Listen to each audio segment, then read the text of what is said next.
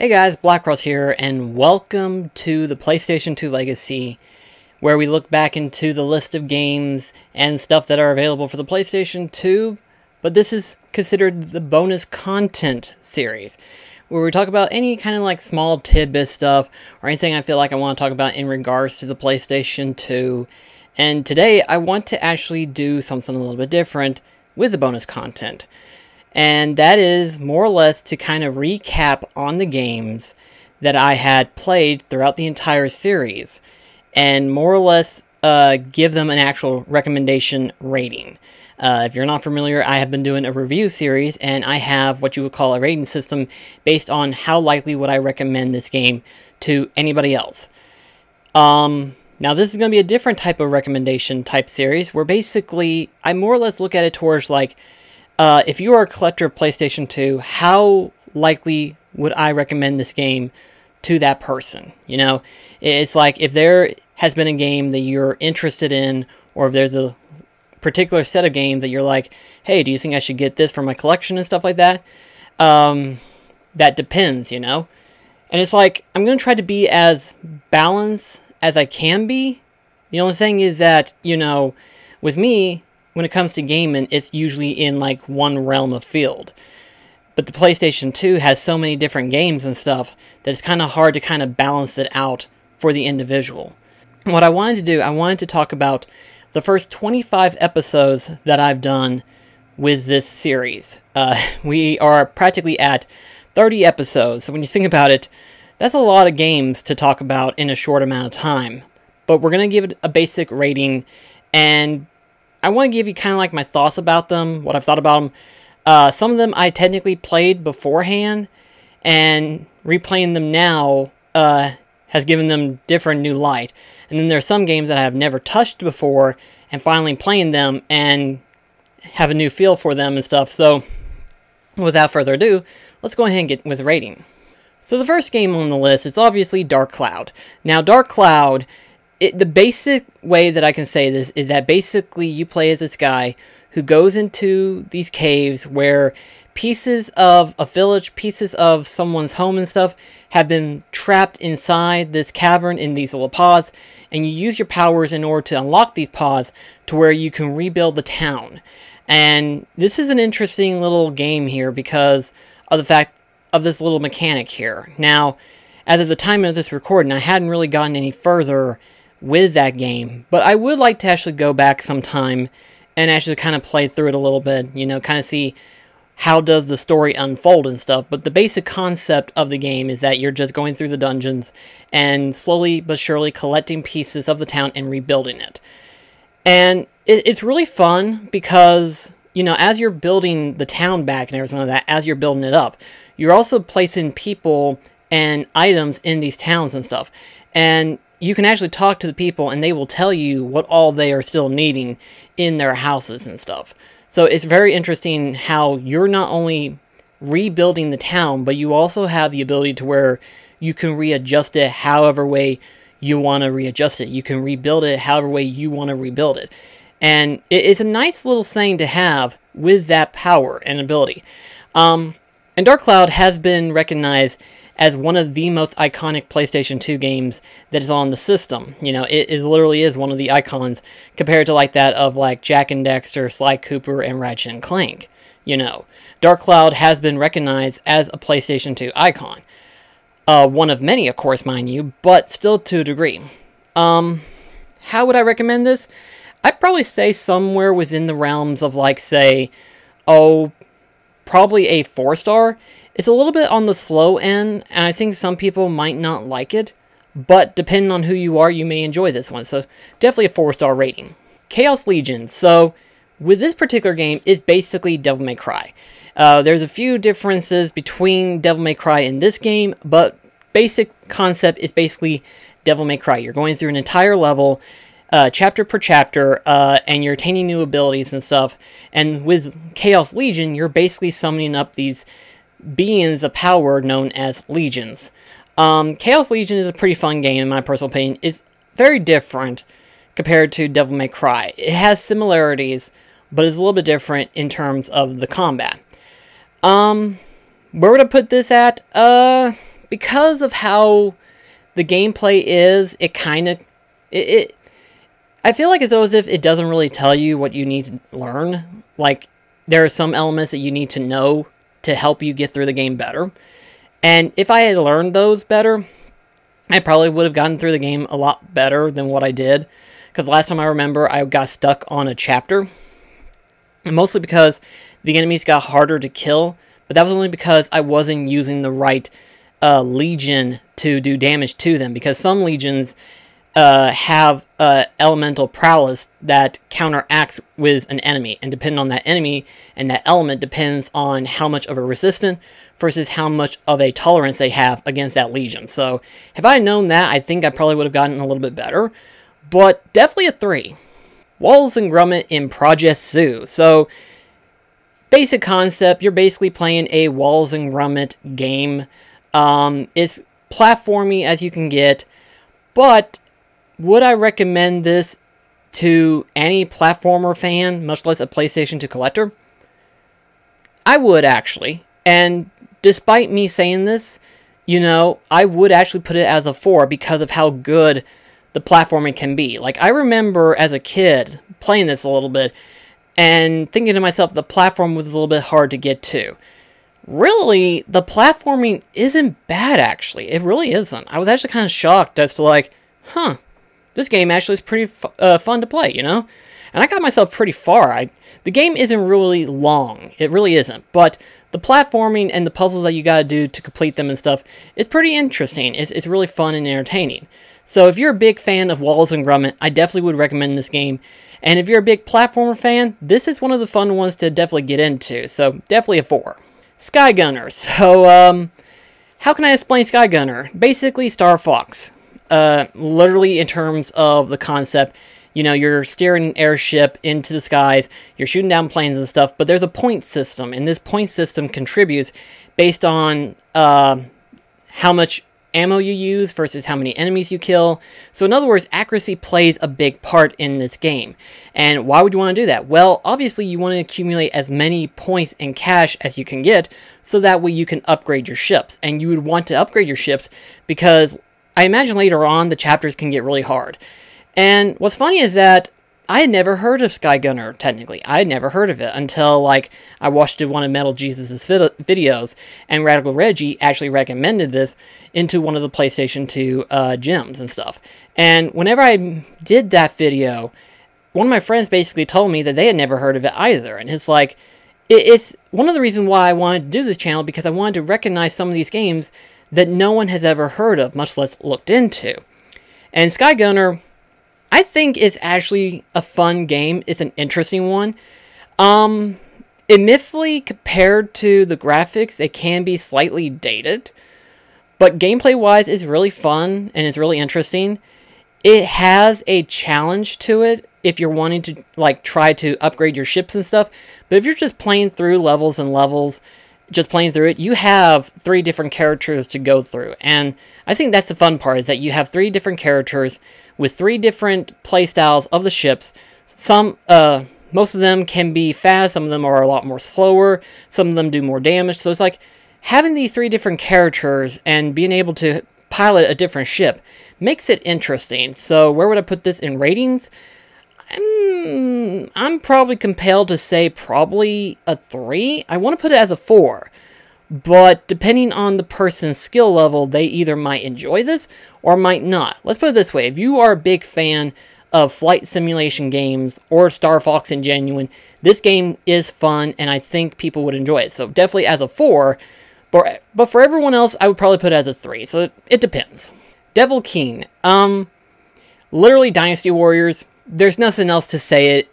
If you played any Dynasty Warrior games, you know exactly what this game is and stuff. And for some people, there are different Dynasty Warrior games that they would definitely recommend, preferably compared to Devil King. I just know Devil King because of how the characters represent the characters from Sengoku Basara Samurai Hero. Why it was called Devil King whenever it came to the States, I will never know. But despite that, I would probably give it a 3. I would definitely give that game a 3. It's not a bad Dynasty Warrior game. It's one of the more, like, basis Dynasty War games, if you will. So, if you enjoy Dynasty War games, you might enjoy this one. Castlevania, Lament of Innocence. So, technically, I've only beaten one boss in this game, but I think I can give it a fair assessment as to, like, what I thought about it. I've been kind of what you would call a stalker when it comes to Castlevania. Haven't played many of them, but I've been wanting to get into a couple of them, you know, what with the first one being one of them, and the PlayStation 2 versions of the Castlevania games. Now, a lot of people say that 3D Castlevanias are like the suckiest of the sucky, which I say there probably might be, but I don't think they suck nearly as bad as what people say. Now, the Lords of Shadows, it's a little bit degraded compared to some, but Lament of Innocence, I don't think it's actually that bad. It's pretty interesting, it's pretty entertaining. Gameplay-wise, it's pretty enjoyable. You're going through an entire dungeon, and you're trying to open up gateways to where you can proceed through the entire castle.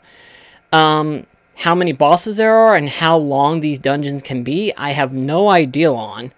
I just know that they were definitely long, and they can definitely be excruciatingly painful to get through. But you can actually easily get through it. You can get around stuff, and the cool thing is that technically they implement a mechanic, more or less an item really, that allows you to warp out of the dungeon to the item shop, and then an item that allows you to warp back into the dungeon from your previous save state, your previous saved shrine area.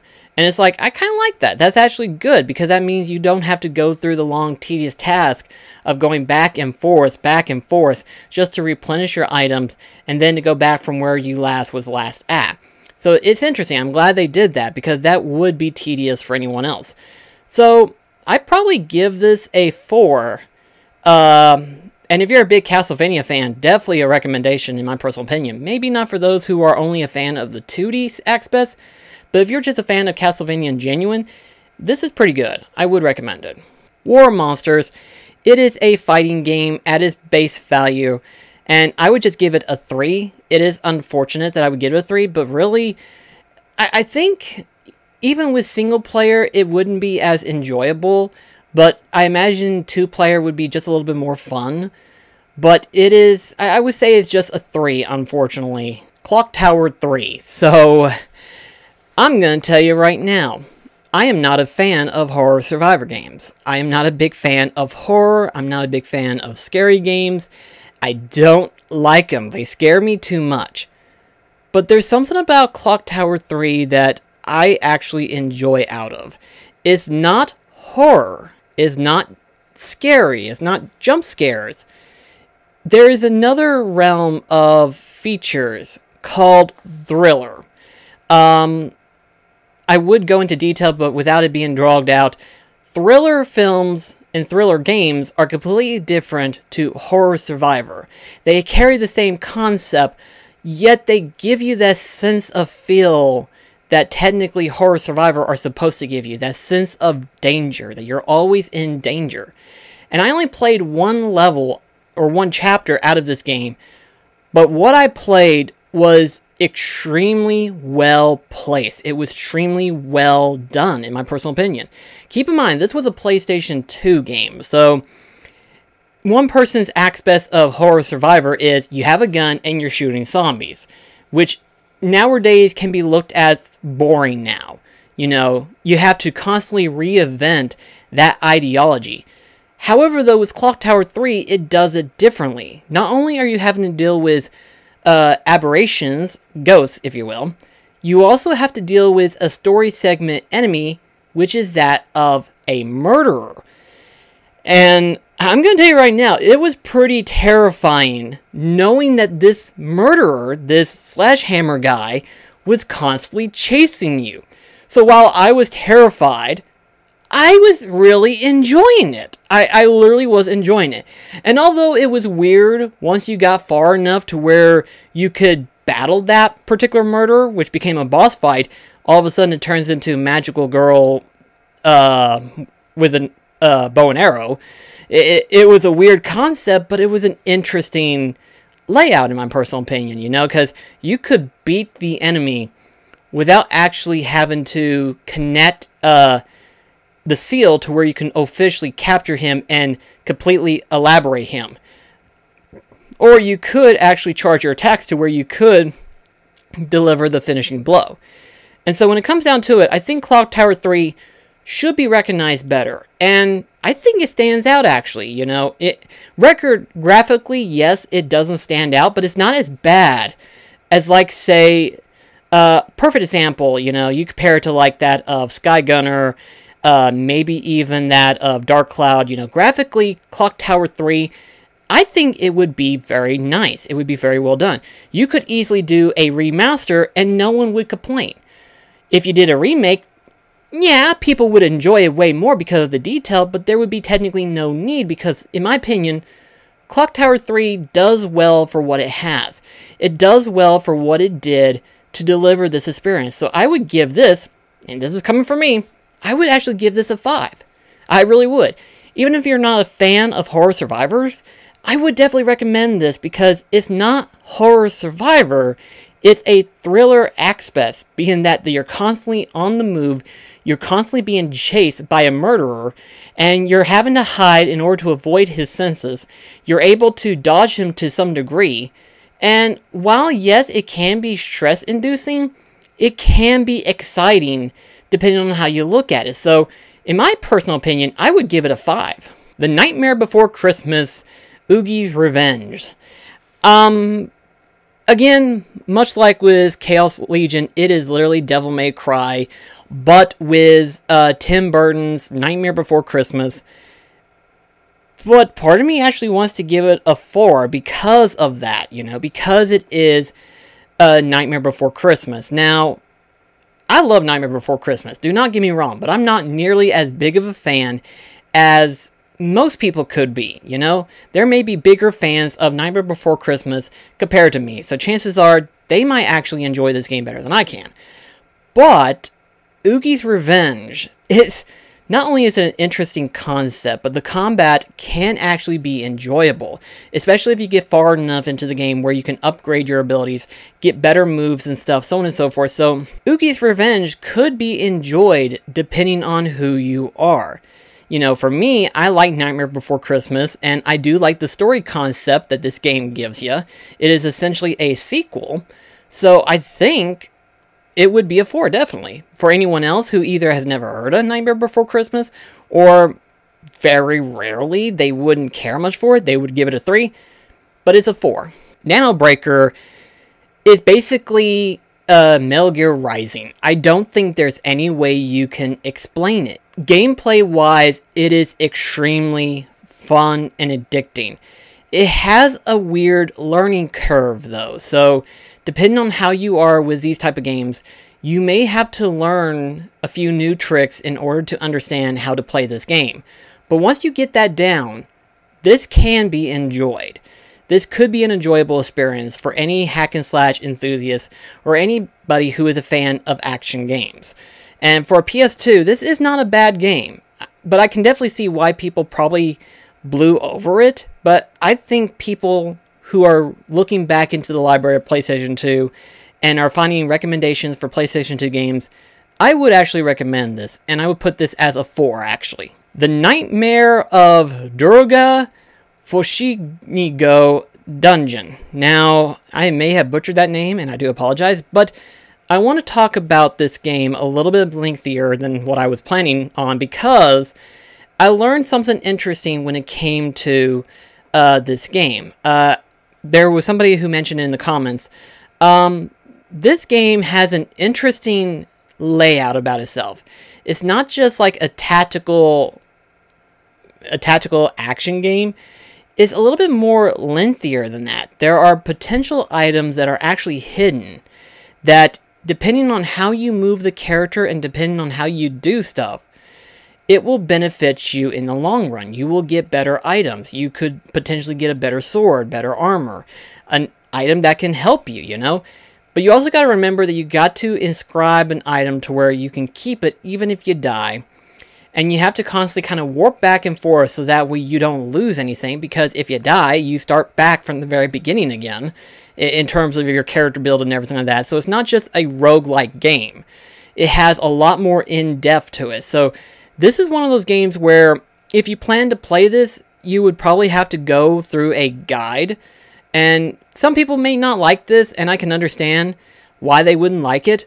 But knowing all that feature, that kind of actually makes me want to go back again. You know, really it does. Because it's an interesting concept. It's a little bit...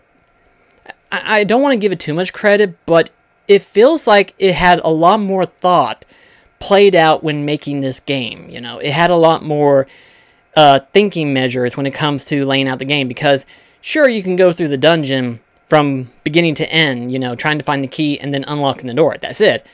Or you can go and explore around trying to do different stuff in order to unlock certain things. So it's like, that's an interesting ideal concept, and I kind of like that.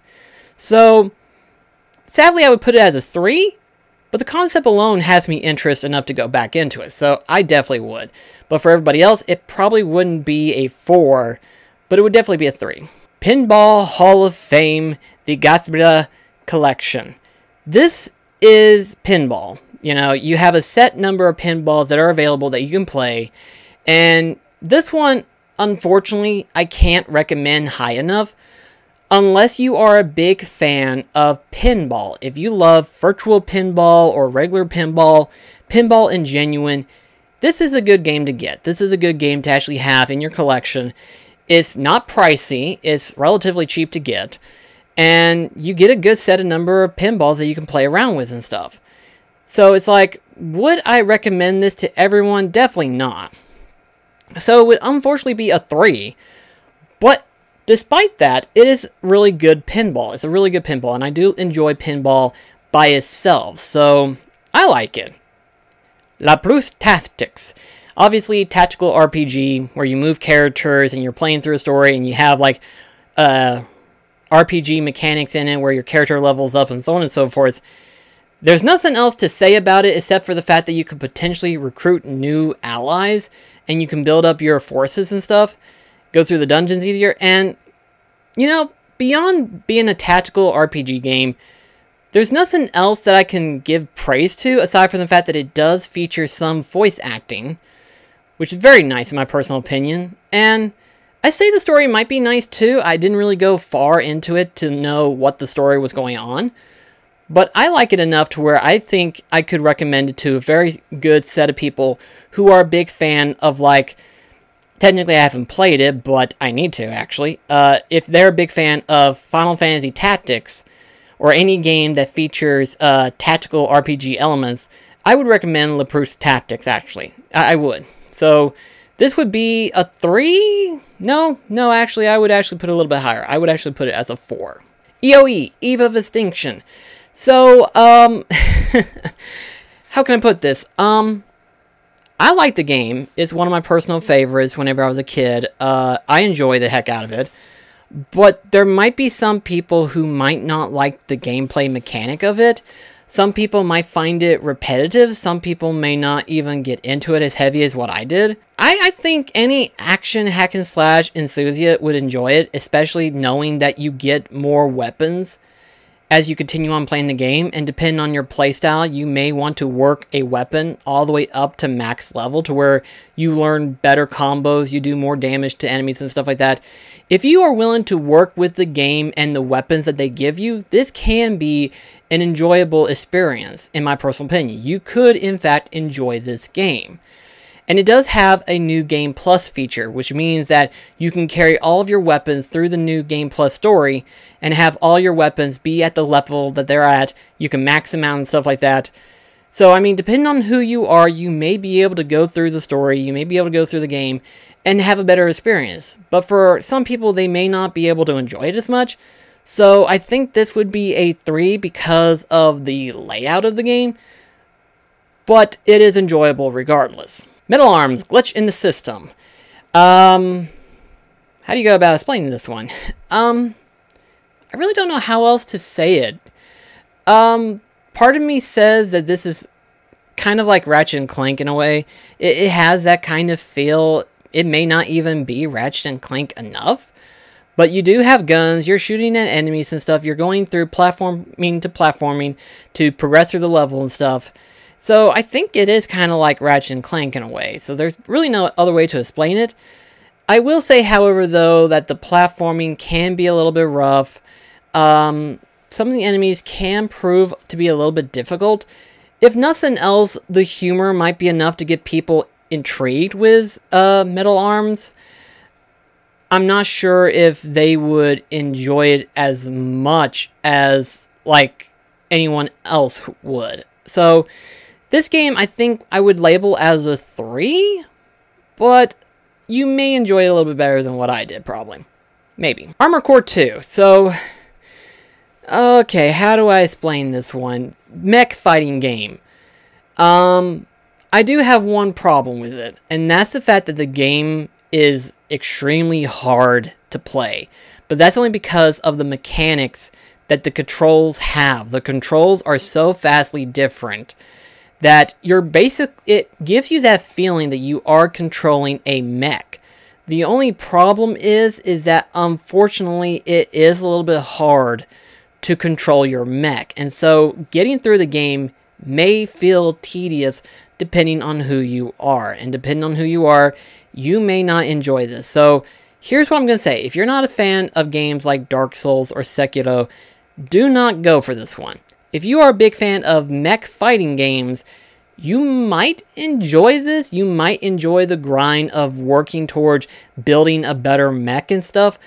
But the problem is the controls. So if you're able to master the different input controls for the mech and be able to play it better, chances are you could actually enjoy it. You just gotta get through the controls and figure out how they work and then use them to your advantage. As for the rating, I would give it a 3. I'd give it a fair 3. Mobile Suit Gundam. So, literally, you're basically another mech fighting game. It's not exactly the same way as Armored Core is, though. However, it's a little bit different. The controls are a little bit set differently. Combat-wise, it feels like Armored Core, but it's slightly different. I really don't know how else to explain it. You know, if you're a fan of Gundam, chances are you might like this one. But this one, unfortunately, would also get a 3 as well. It's a little bit rough in terms of gameplay, much like Armored Core 2, but you might get some enjoyment out of it. Front Mission 4. So, much like Leproust Tactics, this is a tactical RPG mech fighting game. You're basically controlling the mechs and you're moving them place to place. This is okay. It has an interesting idea concept. Story might be more intriguing, depending on the person.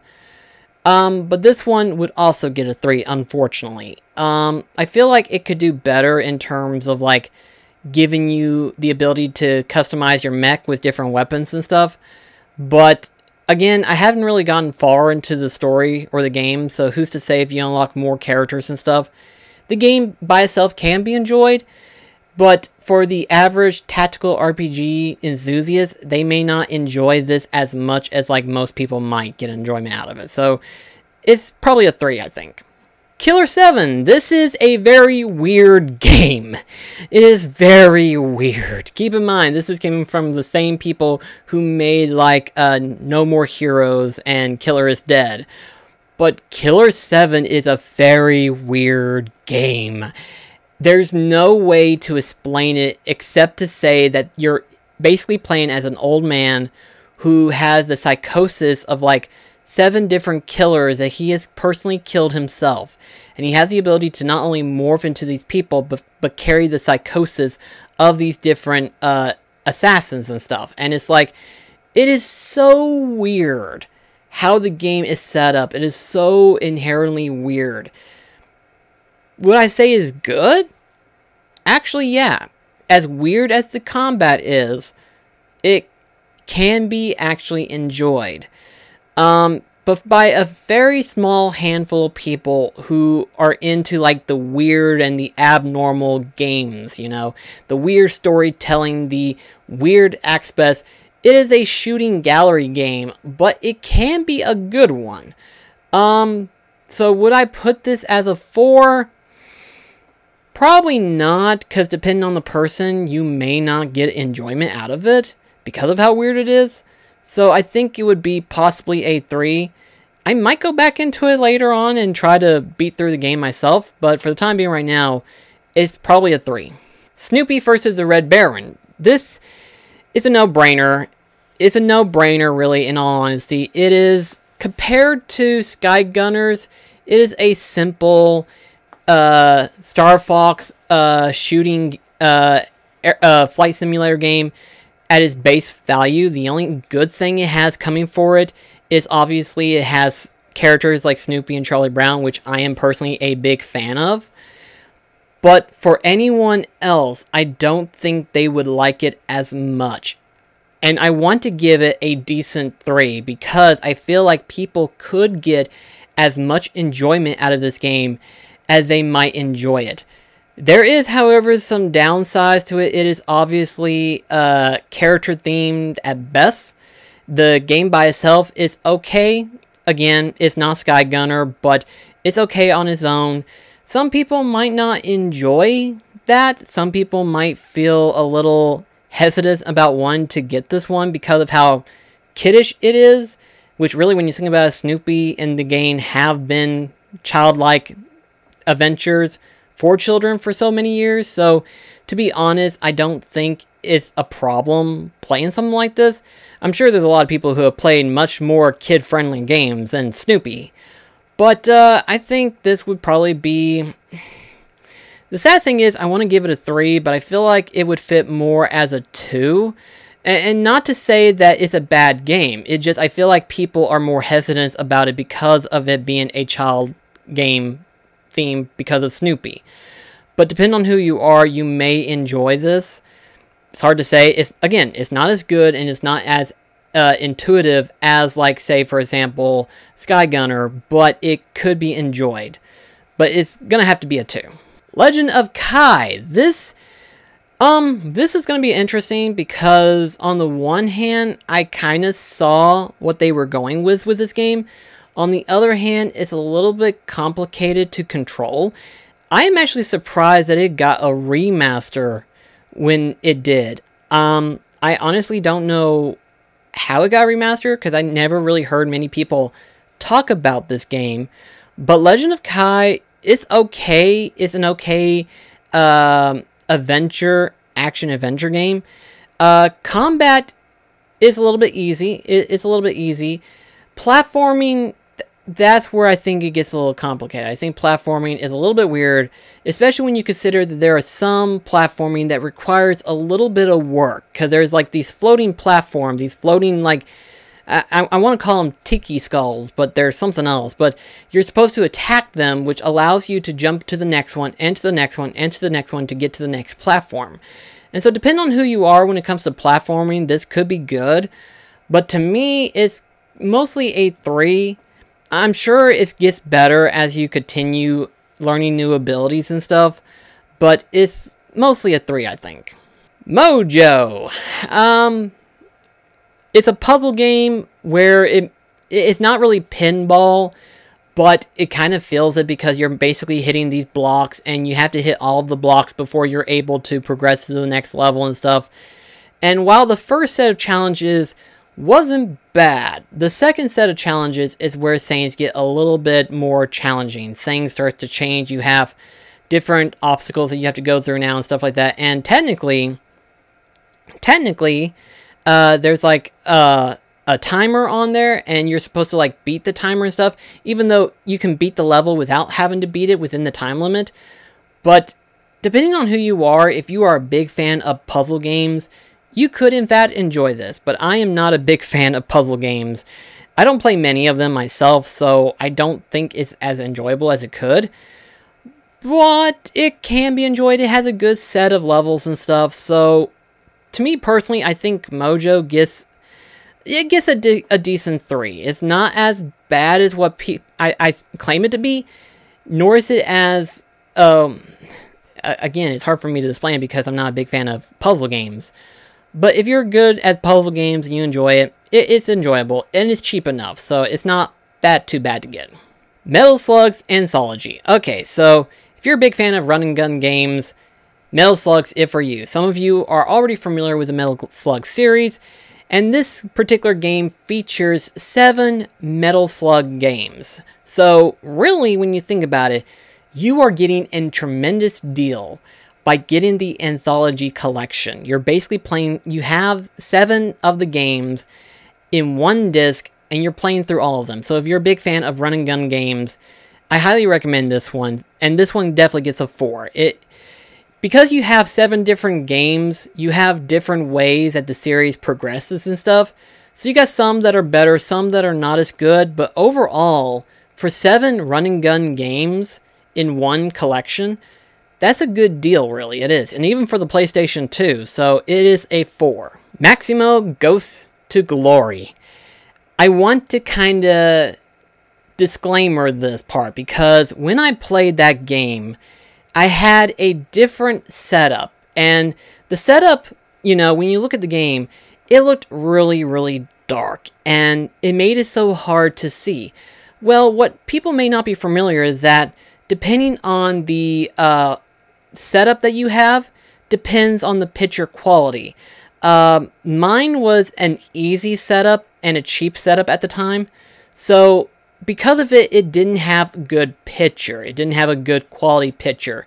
Now, I basically did some shopping and experimenting around in order to find a perfect HDMI converter cable for PS2. And I found one actually for a reasonable price of $29.99 on Amazon. And not only that, but it also was able to allow me to keep it at either 4:9 or 9:, I forgot the ratio, but it's like 4:8 versus 9:16. You can keep that ratio however way you want to do it. Because some PS2 games don't have that setup. Some PS2 games don't have it to where you can convert it to the 9:16 format. But this particular cable hookup allowed me to where I can do that. And not only that, but it delivered a very nice and crisp picture quality as picture. So compared to what you saw in that episode, the picture is way better in this one. So after having better visual view of Maximo now, I was able to actually finally analyze the game a little bit better, a little bit more look into it. And I'm going to tell you right now, while the game can be challenging, it is not impossible. Technically, I didn't do nearly half the stuff that technically you could do in the game. I didn't do the checkpoint system. I should have, but I didn't know how to go about doing it.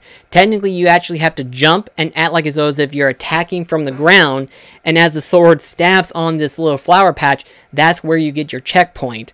And then technically, if you have enough gold saved up, you have to have 100 at most. But you can save your progression. Now, some people may not like that, but you do get a lot of gold actually within one level. So long as you don't spend it recklessly on like certain stuff that you don't need. Like, for example, mysterious item. Probably best not to do that unless you're familiar with what it might give you. Now, if it gives you like armor or health, definitely go for it. But if it's not, don't just risk away gold that you don't know you're going to get, because you may want to hang on to that, because that will give you a safe position to where you don't have to start from the very beginning. So I highly recommend saving the gold in that way. But this is actually really fun. This is actually more like a precursor to Dark Souls, which for the record, this game technically was made and inspired by that of Ghosts and Goblins, technically. And this game shows it. It shows that feel of Ghosts and Goblins, where you have to go through an obstacle of enemies that can potentially kill you. You technically lose armor pieces up till you're down to your boxer shorts. And in my personal opinion, it's actually pretty fun and entertaining. It has that cartoony look theme, but yet it has just as a dark tone to it that it gives it that perfect balance, in my personal opinion, and it really sticks out into your mind. So I definitely would recommend Maximo Ghost to Glory. I would give it a 4 though, because of the fact that it does give you that difficulty that it has, and it does ask a lot out of you. But depending on the player's skill base, they may not find it nearly as challenging. And again, it's a matter of like, you know, save your gold to where you can get to a save point and then just carefully platform your way through the game, beat enemies, so on and so forth. I think it can be enjoyable. I personally thought I had a lot more enjoyment out of Maximo personally myself, and I think most people would too. And so the final game that we're going to be talking about today in terms of rating these games is Evergrace. Evergrace is basically an action-adventure RPG game at its base value. It was made early on into the PlayStation 2, so obviously when you look at the game, it looks really, really rough. And in all honesty, I don't blame people if they turn away because of how graphically it looks. But it's not nearly as bad as you think. It has a pretty nice, genuine feel to it. Up to where you can basically change up your armor look. You can also change the color of the armor. I personally love that. And here's the thing, this was made in the PS2 era. To do something like that is a little bit beyond absurd. But keep in mind, in today's generation, we now have games to where you collect armor pieces just to change the look of the armor. And now, in most recent games that have come out, those armors that you collect, you can actually change the color to them. And that is something that a lot of people love. They love the ability to create and build their character however way they feel. They can build it however way they want to make them look. Whether it's the color, whether it's the theming, whether it's the style. They want it to be all in one way. But when you mix and match different armor pieces and stuff, some of it can be abstract until you blend it with the same color. And once you do that, that's where the game has a little bit of a charm to it. So Evergrace has that charm. So beyond that, what about the gameplay? Is it good? It's pretty interesting. It has elements to it that you may or may not enjoy. Again, because of it being an RPG, there are going to be a lot of stuff that the game gives you, like aside from like stats and stuff, you also have different abilities that these weapons can give you. There's secondary abilities and stuff. So you're constantly changing weapons and you're constantly changing how your gameplay flows. Some of it is slow, some of it's fast. And so really, the game is unfortunately slow when it comes to delivering a good action hack and slash feel. As for the setup, it's not bad, and it's actually pretty good. But it is unfortunately dated. It is very dated. I wish that it was a little bit better because, again, the aesthetics aside, it is actually pretty good. But the graphics is very dated. And not only that, but the gameplay can feel sluggish. So it might not be for everyone. So I would give it a 3 for those who have that particular feel of like, yeah, this isn't bad. But for other players, they may not enjoy it because of how dated it actually feels. Okay, this feels very dated, so you might have a different opinion about it compared to most others. And this is being merciful as best as I can, but I can't give it a better score than 3. 3 is just that middle ground that works for it. And that's going to be it for this particular bonus content video. Unfortunately, this went out a little bit longer than I care to admit, but I was trying to keep it at 25 because I thought about first doing 50, which really seems like a long time actually, and it is.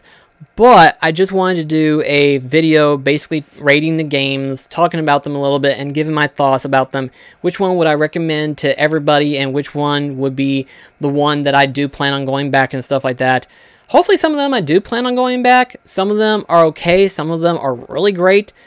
So it just depends on how it is, and hopefully in the future I can do more of these ratings.